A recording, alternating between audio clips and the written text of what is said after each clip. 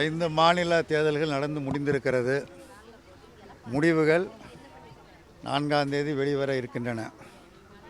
தேர்தல் நடக்கிற வரை அமைதியாக இருந்த ஒன்றிய அரசு இந்தியாவில் பெட்ரோலுக்கோ டீசலுக்கோ அல்லது எரிவாயுவுக்கோ எந்தவிதமான தட்டுப்பாடும் இல்லை, கப்பலாக வந்து இறங்கி கொண்டிருக்கிறது என்று தொடர்ந்து ஒன்றிய அரசின் சார்பில் ஒன்றிய அமைச்சர்கள் அறிக்கை வெளியிட்டு கொண்டிருந்தார்கள். ஆனால் இப்பொழுது திடீரென வணிக சிலிண்டரின் விலை பன்மடங்கு உயர்த்தப்பட்டு இருக்கிறது. வணிக சிலிண்டர் விலை பன்மடங்கு உயர்த்தப்பட்டால் அதன் காரணமாக உணவு விடுதிகள், டீக்கடை தொடங்கி உணவு விடுதிகள், ஹோட்டல்கள் அத்தனையுடைய விலையும் பன்மடங்கு உயரும். இப்பொழுதே பல இடங்களில் ஹோட்டல்கள் மூடப்பட்டு இருக்கின்றன. டீக்கடைகள், சிற்றுண்டி கடைகள் எல்லாம் மூடப்பட்டு வருகின்றன.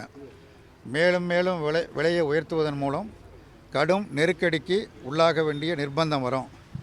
4ஆம் தேதிக்கு பிறகு பெட்ரோல் டீசல் விலையை உயர்த்தினாலும் ஆச்சரியப்படுவதற்கு இல்லை.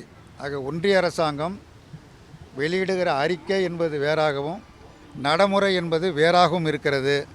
இப்படி தொடர்ச்சியாக விலையை உயர்த்துவதன் மூலமாக பொதுமக்கள் மிக கடுமையான நெருக்கடிக்கு உள்ளாக்கப்படுவார்கள்.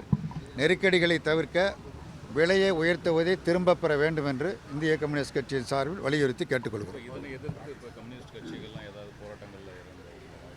பொதுவாக விலைவாசி உயர்வதற்கு எதிராக தொடர்ந்து கம்யூனிஸ்ட் கட்சி போராடும் என்பது எல்லோருக்கும் தெரியும்.